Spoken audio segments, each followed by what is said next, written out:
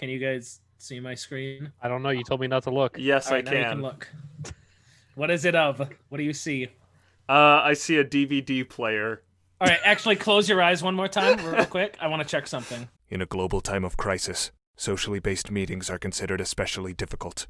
In separate states, the dedicated dimwits who brave the internet in search of laughs are creating a series of slideshows known as Quarantine Presents. These are their presentations. I'd like to present for your entertainment Philip's Tears, a ranking of every CDI game. I think at the end of this, I'm going to be crying Philip's tears. Yeah, that's what I heard. All right. Yeah, but that's the point. It's a play on words. Yeah, keep going. But before we begin with the tier list, I have to tell you a story. A story of the Philips CDI. And it begins with a company called Nintendo. Now, Nintendo was a very rich and powerful company. But there was an evil force ever present just over the horizon. Now, you might be thinking to yourselves, how could our heroes, Nintendo, stand up against such villain? But of course, Nintendo thought, we must make use of a brand new spanking technology. A technology known only as CDs. To accomplish this, Nintendo sought the help of two wise men known only as Sony and Philips. The two wise men toiled day and night to craft an attachment for the SNES that would allow it to play CDs. But alas, it was too late, for Sega had already completed the Mega CD drive add-on for the Sega Genesis. And angered by their failure, Nintendo tossed Sony and Philips out into the rain. But the two wise men were not to be deterred, for after all their hard work, the two decided to continue to work on their project. And in 1990, the Philips CDI was released to the public and was discontinued 8 years later. But we're not here for a history lesson, so let's just get right into the tier list, right? Well, unfortunately, before we begin, we have to go over some rules and regulations first. Now, you might be wondering, but Jason, why do you have an entire page dedicated to rules and regulations? Well, you see, whereas Corey has 20 items on his tier list and Sam has 26, I have 193. Therefore, I might need a little more help than you two keeping this shit organized. So before we begin, you have to first know that there's going to be a couple categories to help remove the fluff and filler from this list, to really slim it down a little bit. Also note that ranks F through B will fall into categories, whereas ranks A through S will not, and that some exceptions will apply. But Jason, you might be wondering, how in the world are you going to keep track of all 193 games? As we all know, you are very stupid and easily confused. Well, you have me there. I do admit I am very easily confused, and I was afraid I was going to lose track. But that's why I'm introducing a brand new patent-pending piece of technologies. And no, it's not CDs this time, to help me keep all of my ducks in a row. I present for your entertainment the one, the only, the cringe counter. As you can see in the top right, the cringe counter is currently keeping track of all 193 games and will help us count down to 0 as the tiers come and go. But enough talk. Let's have at this list, starting with our Cut for Time section. As you can see, the 93 games that are currently on screen have unfortunately been cut for time, as I could find almost no information on them online. I also just realized number 70 says Pace Ranger and not Space Ranger. My mistake. Even though I don't have time to go over every single one, I don't want you to think that I didn't do any work in this section. So for your entertainment, I'd like to give you a little highlight reel of some of my favorite games based on title alone. Starting with one of my personal favorites, Big Bang Show.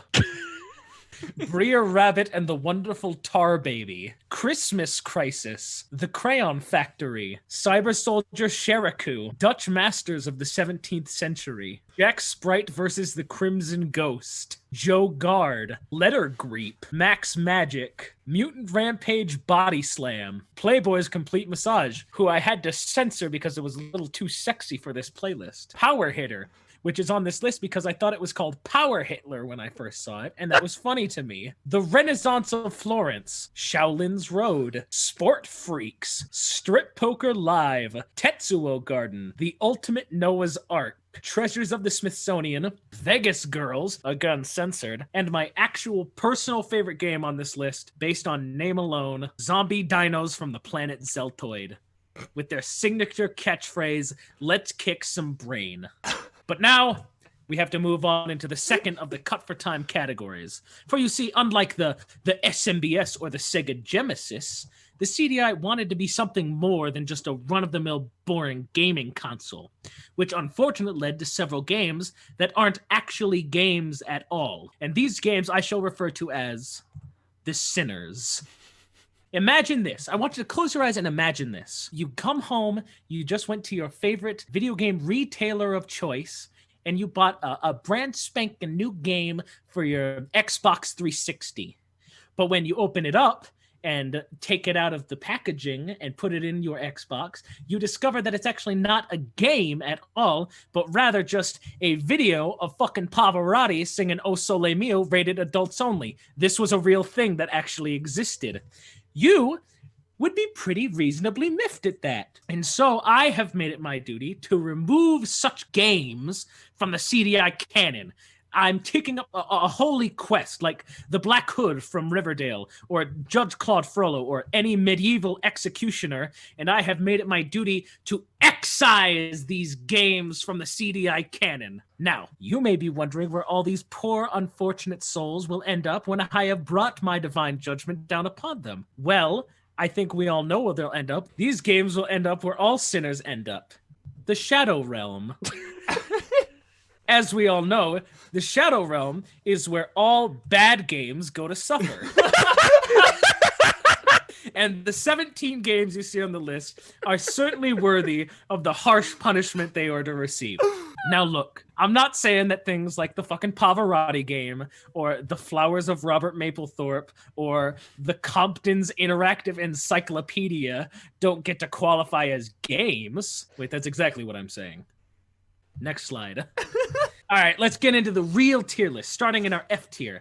Now, think to yourself, what is one of the saddest, most pathetic things that you could do in a video game context rather than just doing it in real life? Well, that's right, Corey. It's playing a video game based on a board game. Hey! If you play any of the 17 games that you see on screen right now, then I would say, I don't know, maybe call one of your family members in and learn how to play fucking Risk or Battleship or Connect 4 or chess. Does anyone know how to actually play backgammon? David Backgammon does. He tried to teach me one time, but I didn't get it. I would suggest, instead of playing a video game based on a board game, you go to the bar, you make a couple real-life friends, and maybe learn how to play fucking dominoes like a functioning member of society. Next tier. For the ear tier, ask yourself, what is just as sad as playing a board game by yourself? Oh, well, that's right. It's playing a sports by yourself. I know we can't really go outside and play sports with each other right now, but playing these 8 games is not really an alternative, now is it? Now, I'm not saying that all sports games are bad. Some are actually pretty fun. What I am saying is that all sports games are bad if you're playing them on the fucking CDI. For our D tier, one game you can always guarantee is gonna suck is any board game based on outside media. Now, I ain't talking about video game franchises. I'm talking about games based on things like Jeopardy or the Flintstones or the Jetsons or fucking Sesame Street. Now, there are 3 games I'd like to talk about in this section before we move along. Firstly, I'd like to mention the Berenstein Bears on their own and you on your own, because what the fuck does that mean? Monty Python's Invasion from the Planet Skyron, and yes, I put in those censor bars myself. And finally, my favorite game in this section, Les Schtroumpfs, Le Téléporte Schtroumpf, because its name is Les Schtroumpfs, Le Téléporte Schtroumpf. And that's funny. We finally entered into the category of games that I would actually consider paying money for. We've entered into our puzzle games section. These 13 games have finally entered in the hallowed halls of qualifying as actual games I would consider spending my hard-earned money on. I would like to talk about the plot of 2 of them. The first I'd like to talk about is Little Divil, which has The player take control of a little red devil called Mutt, who's trying to retrieve the mystic Pizza of Plenty from the Labyrinth of Chaos. Keep in mind, these games came out in the 90s, dude. And second, I'd like to talk about Who Shot Johnny Rock, where you take control of a detective who's been hired to find out who murdered a nightclub singer named Johnny Rock. And you go around shooting villains, interrogating individuals, and there are gangsters in it like measles, mumps, smallpox, and Lockjaw Lil. And the only reason I'm talking about this game is because I wanted Corey to know that there is a Who Shot Johnny Rock game on the CDI with gangsters in it named measles, mumps, smallpox, and Lockjaw Lil. You're welcome. For the B tier, I've placed all pre-existing games. Now, I'm not going to waste your time discussing the ins and outs of the 6 games you see here, because I think we could probably figure out that things like Tetris, or Defender, or Space Invaders, or Arkanoid, or fucking Pinball are probably going to be not too bad. Now, finally, we've reached the last 2 tiers. Tiers filled with I can only describe as actual games. The 13 games you see on screen right now qualify as not quite the cream of the crop, but also not games based on Les Schtroumpfs. Now, I could go on for a while about why these games made it into the 8 tier. I could talk about Alien Gate and its incredibly long gameplay section on Wikipedia. I could talk about Chaos Control for being called fucking Chaos Control. Yeah! Or I could talk about Fatal Encounter, which has the plot of a drug broker and his murderous minions have claimed ownership of the world's combined freedom. Jason, what does that mean? They Also, own the please freedom? Also, please note that in the original version, which I believe was only released in Taiwan, it was not called Fatal Encounter, it was called Street Fight. Instead of talking about any of those at length, I would like to instead discuss the plot of one particular game. That game, of course, is Lost Eden, and I'd like to do a little dramatic reading for you, if I may, of the plot of this game. Adam, Prince of Mo, has grown up in an isolated world of humans. His mother and sister were killed near the citadel of Mo by the forces of the Tyrant, led by Morcus Rex. The king of Mo has lost all hope for the world since this tragedy. Adam's great-grandfather is remembered as the architect who built gigantic fortresses across the land. The secret of their construction died with him. His grandfather is known as the Enslaver. He tore down all the citadels except the one at Mo. He drove the humans and dinosaurs apart, creating mutual distrust and, in places, sheer hatred. Morcus Rex, pictured there, a strange armor-plated reptile, leads the Tyrannosaurus armies known as the Tyran. One of the only remaining places of safety from the Tyran is the Citadel of Mo. Looks like a fucking Yu-Gi-Oh card. Before we move on to our S rank, I would like to point out that the only reason that Zelda's Adventure is not in the S rank is because we all know that top-down games don't qualify as actual games. And now, finally, we have reached the cream of the crop, the final of the traditional tiers, Actual Games Part 2. The 12 games you see on screen right now are the only good games that have been released for the Philips CDI. If you were to buy a CDI, you would only need these 12 games to keep you happy, because this section has everything you could ever want. Are you a fan of traditional Don Bluth animation? Well, then Dragon's Lair, Dragon's Lair 2, and Space Ace are all on the CDI, and all of them actually use the original animations. Dragon's Lair, a fantasy adventure where you become a valiant knight on a quest to rescue the fair princess from the clutches of an evil dragon. You control the actions of a daring adventurer finding his way through the castle of a dark wizard who has enslaved with treacherous monsters and obstacles. In the mysterious caverns below the castle, your odyssey continues against the awesome forces that oppose your efforts to reach the Dragon's Lair. Lead on, adventurer. Your quest awaits. Pretty smacking good, am I right? Can't On believe the he top- fucking chopped that monkey in half, He dude. totally did. On the topic of good animation, are you a fan of the Zelda franchise? No!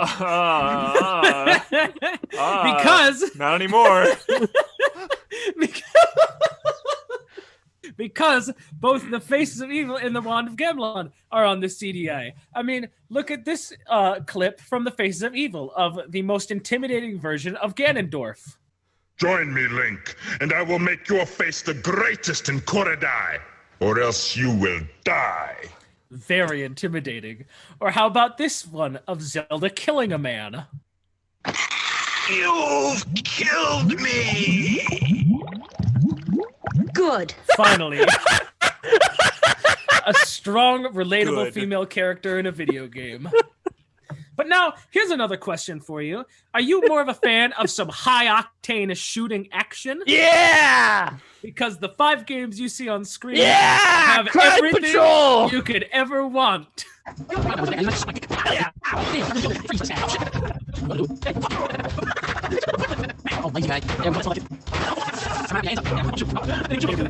Michael Bay got nothing on that. That game looks awesome. But maybe you don't want violence like you find in the other 3 games. Maybe you just want to relax. Maybe do a little mini golf with your friends. Well, that's why the wacky world of miniature golf is on the CDI. Oh my god, help. Oh my god. Oh, my goodness. Okay, here we go. It's actually, I mean, stop. There you go, this is weird. Okay, there you go. This is like a parent. Bam, bam. There we go. Oh, thank you. As you can see, it's no harder to get the ball in the hole than it is when you play golf with your friends.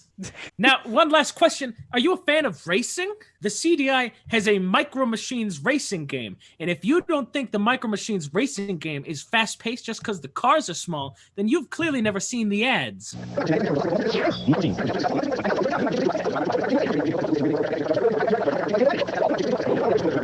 I didn't understand a word he said. Is that guy in the okay. game? I Uh, think he's faster than the cars. With all of those games talked about, I do believe that we have finally finished the S tier, and with that, I think we're done. Hey, Jason. now, wait a second. Yeah. Hold on now. We still Still- have 1 game left. Still got one left. Now, what could possibly be a higher tier than the S tier? Oh, of course, how could I have been so stupid? That's right, get ready for the King tier, baby! Now, you might be wondering, Jason, what game could possibly be worthy of having such a title as the only King tier video game? How could there be a game that surpasses the beauty and majesty of the Zelda CDI games? How could there be a game that surpasses the wacky world of miniature golf? How could you disrespect the name of our Lord and Savior, the Micro Machines man?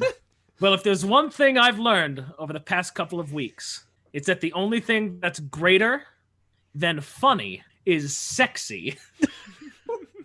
And that's why my King rank video game is, and I swear to God this is real, and I did not make it up. I couldn't make it up if I tried.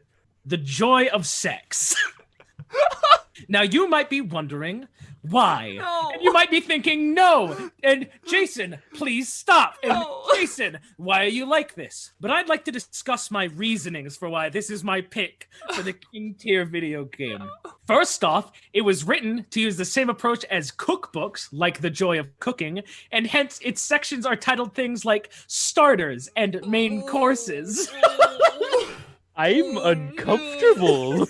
It was written to bring practices like bondage and swinging to the attention of the general public. I never knew those things existed. We never learned about those in my sexual education class. To be fair, I went to public school.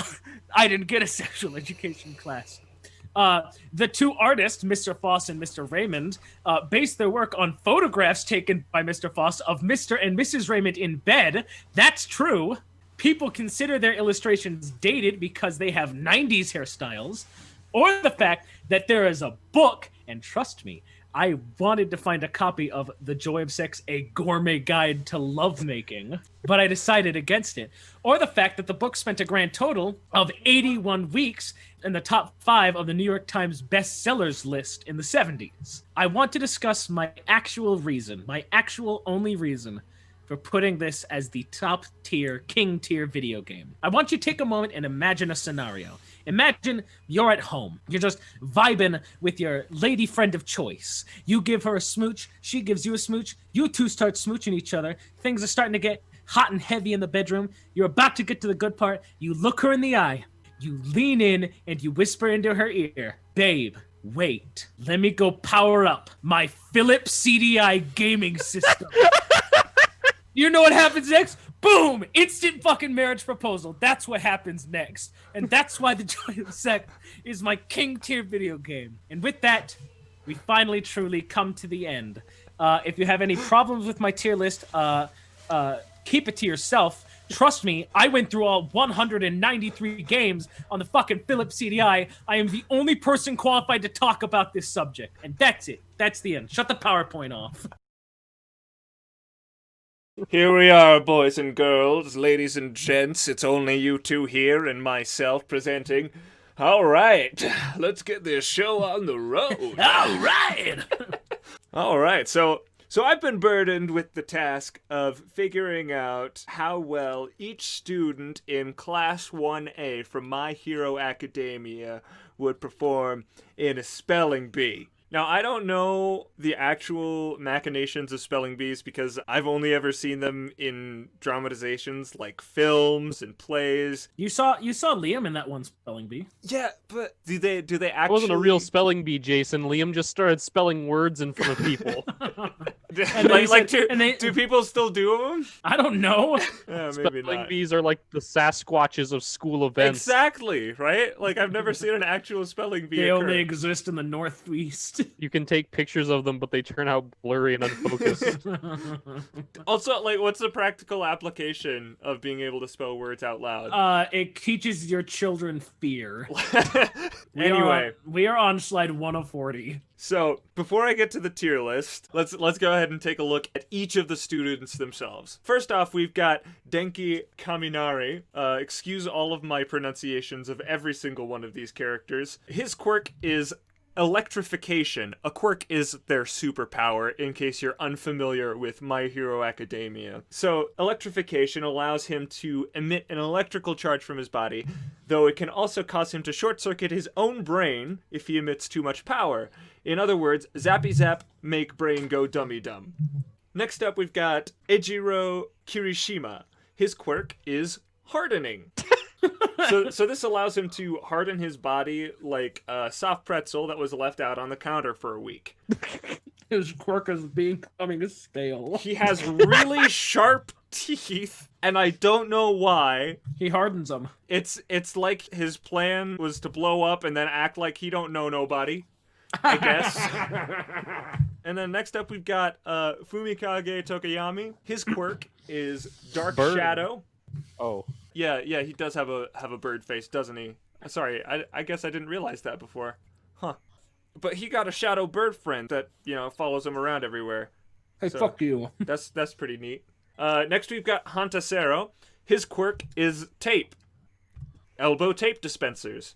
Moving on. Here we've got Izuku Midoriya. He is the titular main character of the show. His quirk... Sam, do you know what titular means? No, Absolutely. he is it's his Hero Academia. He's the one who owns it. Anyway, his quirk is one for all. This increases his physical strength. However, he can't use all the power yet, but it won't increase his brain power anyway, so who cares? Here we've got Katsuki Bakugo. He's an angry boy. His quirk is explosion. This makes his sweaty hands go boom. Koji Koda. His quirk is Annie voice. He can communicate with animals, which will be very helpful if an animal is giving the contestants their words. Get that shit off my screen. All right, next we've got Kyoka Jiro. Her quirk is Earphone Jack. Now this, pretty much, basically her earlobes are 1/8-inch headphone cables, and they let her send out sound vibrations from her own body and hear really well. And here is a drawing I did of her. It's cute. And then we've got, Mashirao Ojiro. His quirk is tail. Next we've got Metsu Shoji. His quirk is duplet arms. It's easily the stupidest name of all of the quirks. And that is along with names such as Earphone Jack. Anyway, this equips him with extra appendages with which he can transform into any additional one of his body parts. So he can create a new eye or a new mouth or whatever, an ear, listen, do whatever. Like this guy here. Oh, that's hard. Watch out, he's gonna get you. He's gonna get you.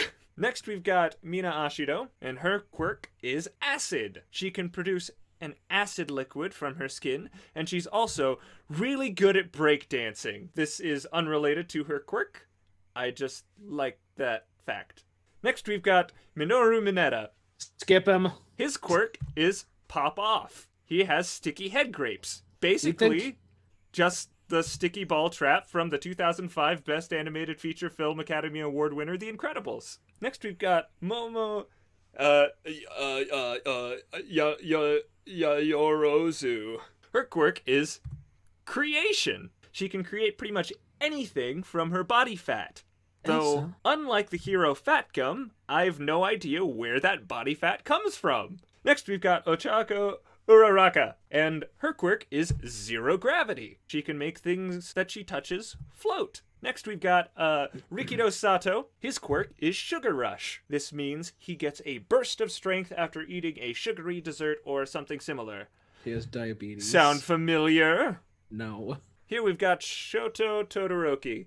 He is the best character in the show. His quirk is half cold, half hot. Katy Perry sang a song about him. Half of his body can create ice and the other half can create fire. Next, we've got Tenya Ida. He's got jet-powered legs. His quirk is called Engine. Though I still do not understand how these calf engines help him run fast, because if you really think about that, that would kind of just throw off your whole running motion. No, Sam, leg go fast. But wouldn't it make more sense to have it leg at the go hips fast. and just go, Nope. Leg go fast. Here we have Toru Hagakure. Trust me, she's there. Her quirk is invisibility. She's invisible. She can't turn it off. Next, we've got Tsuyu Asui. Her quirk is frog. She is a frog girl. Everybody likes her. Next, we've got Yuga Aoyama. His quirk is navel laser. He shoots a sparky laser from his belly button. Also, French! That's it for the students. All 20 accounted for.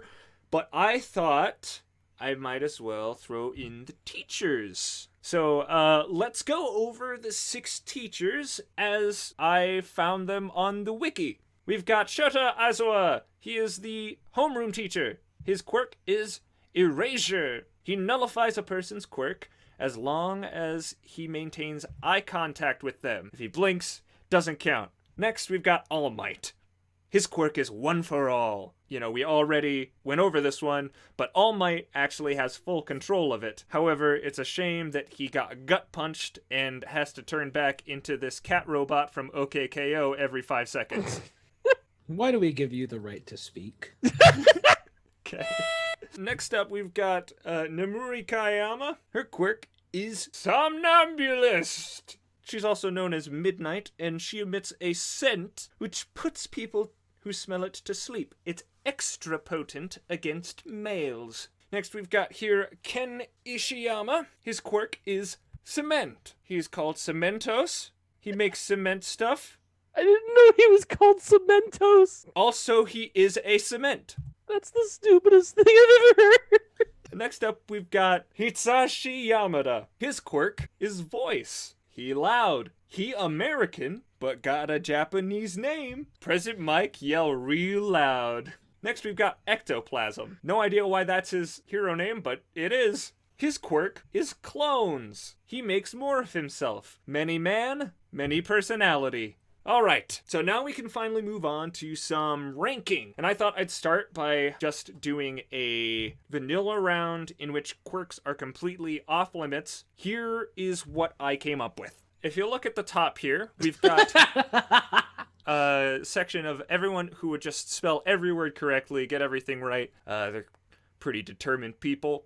In the terms of Cementos over there, I don't know, he just seems like a wise old man. Just like cement. And then we've got the ones who would ask for the definition or to be used in a sentence for pretty much every single word. Present Mike over here, he literally never stops talking. It's literally his quirk. We got the surprisingly skilled first-timers. Bakugo, I thought that he'd surprise some people, being all yelly and angry. but he's actually got a brain in his head. The airheads down here, who are out on the first word, we've got Denki, who is an idiot. And then we've got Ectoplasm. I don't know, I just thought he wouldn't be very smart. How's he gonna spell words through those teeth? Yeah. And then we've got isn't tall enough to reach the mic, little Minetta.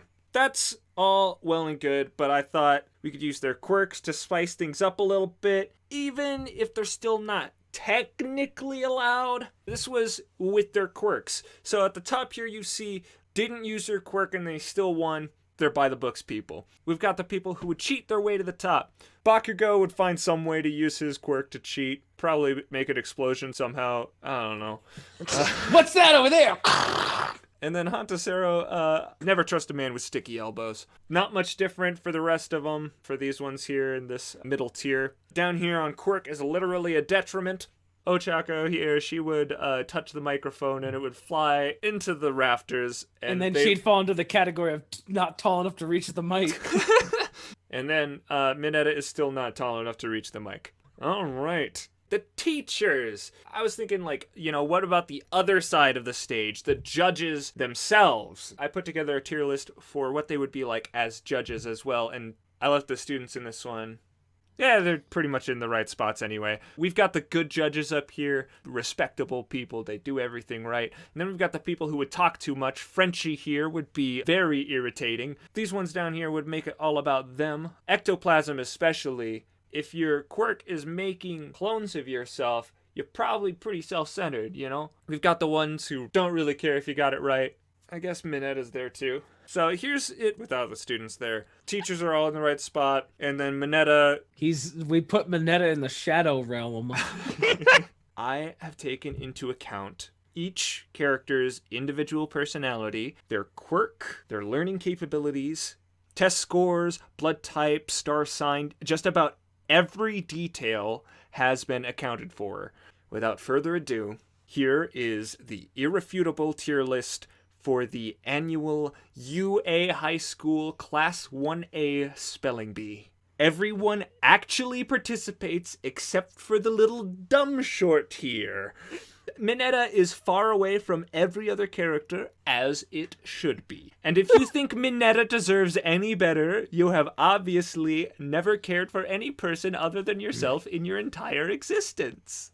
Tiny Pervy, Shorty Baby, is, in fact, the worst. Thank you for coming to my TED Talks. Anyway, Macadamia will return in Season 5. Thanks for watching. This series is a high fantasy series. Like, I was pretty high when I watched this show. Let's just jump right into it. okay. These are the criteria by which I will be judging each and every My Little Pony feature film, and I'm using that term loosely. Basically, anything that was longer than the standard half hour, I included. This series, known for being musical, except for sometimes, but the musical numbers are some of the best shit. Sometimes. We'll get into it. These are the basic qualifications for each tier. A being an unironically awesome piece of media, and F being something that should be destroyed on sight with extreme prejudice. Because Hasbro is a toy company that just loves trademarking shit, sometimes they'll just say, hey, we have a perfectly usable name lying around, let's just use that, even if the character isn't the same character. I don't know why these two have the same name, because they have nothing really in common other than the fact that they have a bone sticking out of their head. Let's start with the 80s. Oh no. What the stories of the films mostly center around is Megan, who is a human girl who is friends with the ponies, and this motherfucker named the Moochik, who is some kind of druid wizard garbage man. Okay, hold on. What was his name again? Moochik. Moochik. Let's start with the good shit. We're starting right off with Rescue at Midnight Castle. Here's a little synopsis. Scorpan and T-Rex, who are fucking demons, kidnap a bunch of ponies and take them to Midnight Castle. Well, T-Rex will use the Rainbow of Darkness to turn the ponies into dragons. Rainbow of Firefly, a Pegasus, and some other ponies set out to rescue their friends with the help of Megan. They seek the help of Moochik, who gives them the rainbow of light to stop the demons. I need you to hear this song from the movie, mostly because it just embodies Jason, and I wanted him to hear it.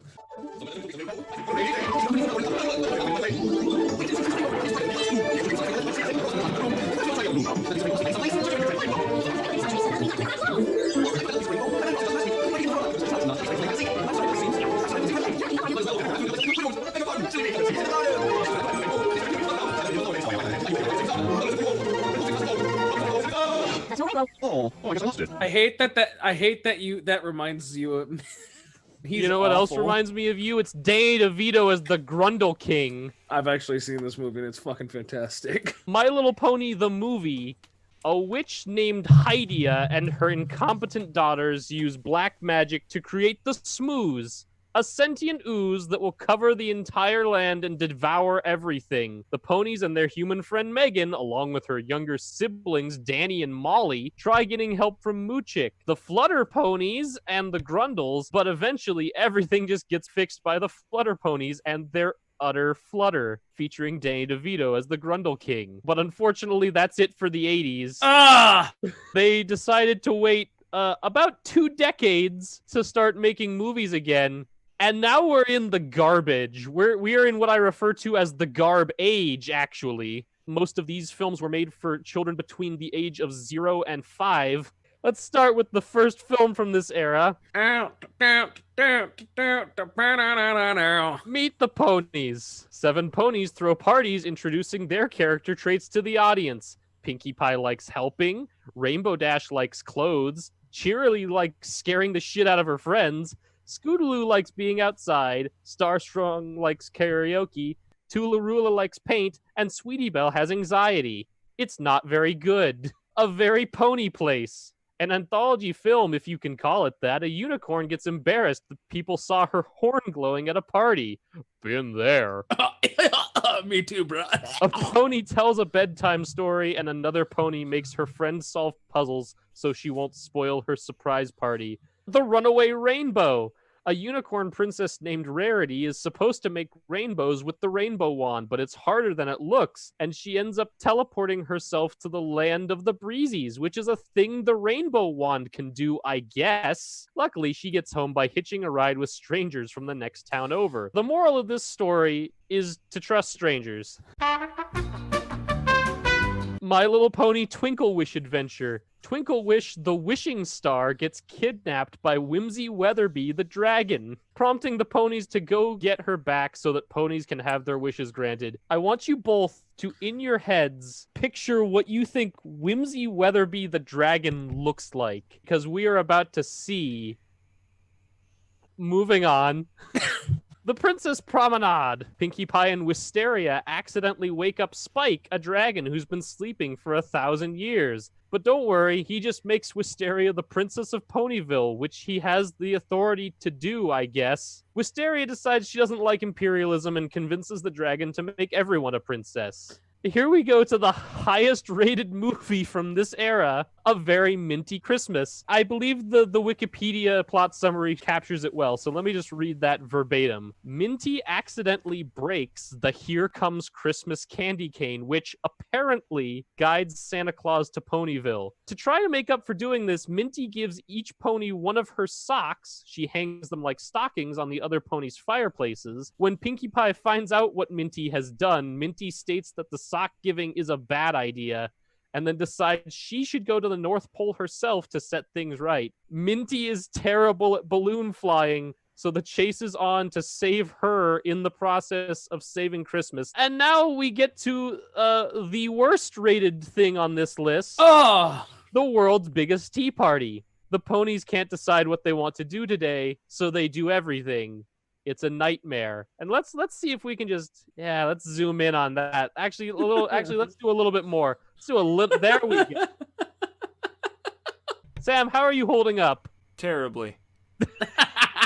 Don't worry, it's all going uphill from here. We're now in the era of Friendship is Magic, the series that gave rise to the bronies, classical era.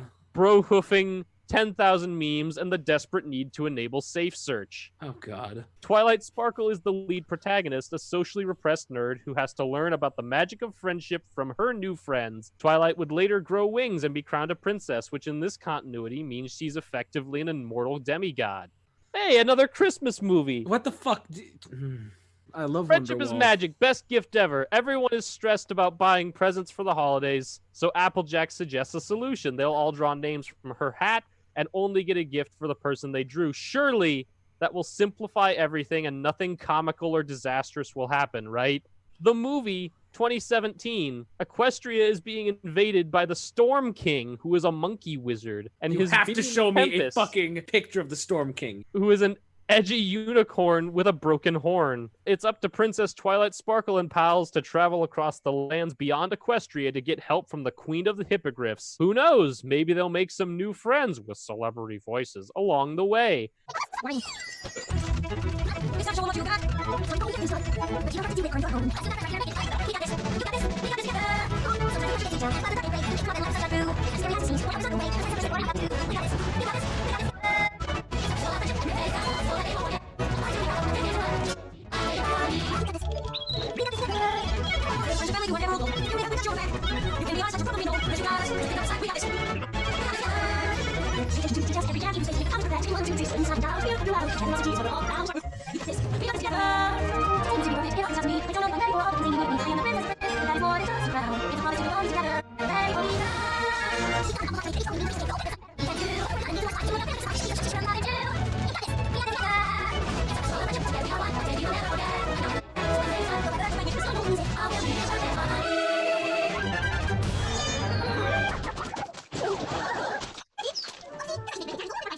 It's so good looking. It's time for them to walk on two legs. Z tier. No.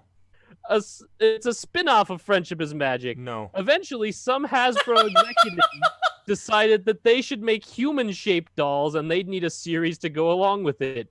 So the first movie in this series, I'm going to be honest with you, it's not that great. Princess Twilight Sparkle's magic MacGuffin gets ganked by a mysterious thief who comes and goes through a mirror to another dimension. This turns out to be Sunset Shimmer, a pony who disappeared years ago. On the other side of the mirror portal is the most terrifying adventure of Twilight's life, high school drama. Luckily, she finds alternate universe duplicates of her friends from the pony world and accidentally gives them ass-kicking magic friendship powers. The day is saved. Let's talk about Sunset Shimmer. She's from the pony world, but years before the start of the Friendship is Magic series, she is kind of fucked off to Human Planet. Where is the human world Sunset? How'd she get enrolled in high school and get a driver's license, which she has without a birth certificate? And no explanation is ever offered. They never bring this up, of course, because it's way too stupid and complicated.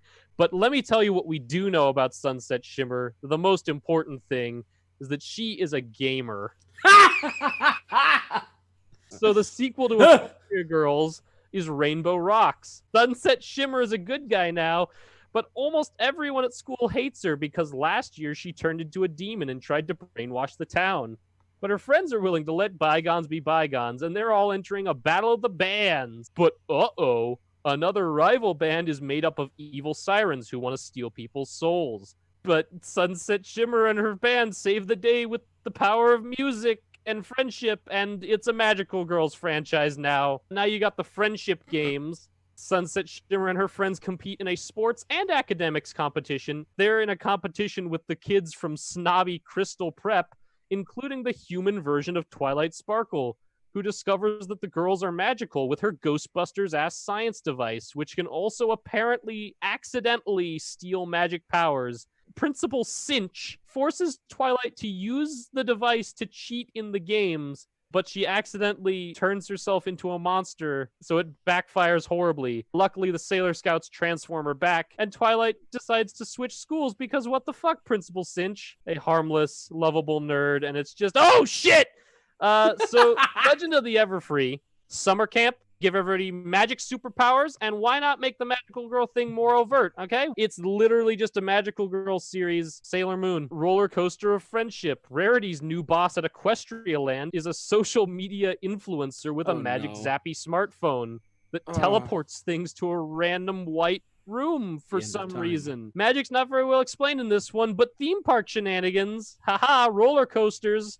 Forgotten friendship. In this one, a socially awkward girl uses a magic rock to erase Sunset Shimmer from her friend's memories, all because she was bitter over being so forgettable. Spring Breakdown. It's The Boy Who Cried Wolf on a boat, and then it's Lost Season 1, and then it's Speed 2 Cruise Control, then Titanic, then it's the end of Pirates of the Caribbean at World's End, and then it's the end of Avengers Age of Ultron. It has a little something for everyone. Sunset's Backstage Pass. How many fucking movies are there? A lot. Groundhog's Day episode. Also, the Hocus Pocus witches are back, and that's about it. Holidays Unwrapped. One of the shorts in this one implies that water molecules have memories. We've finally gone through all the Oh, movies. thank goodness. So here's the final rankings from A to F. I couldn't find a poster for this one, so there's just T-Rex face, That's which is fine. really all you need. I feel you are now Psych, educated. there's 16 new Equestria Girls movies. Fuck you. They're still making those. Why? Those are still because money, Jason. I suppose. Were you not paying attention? No.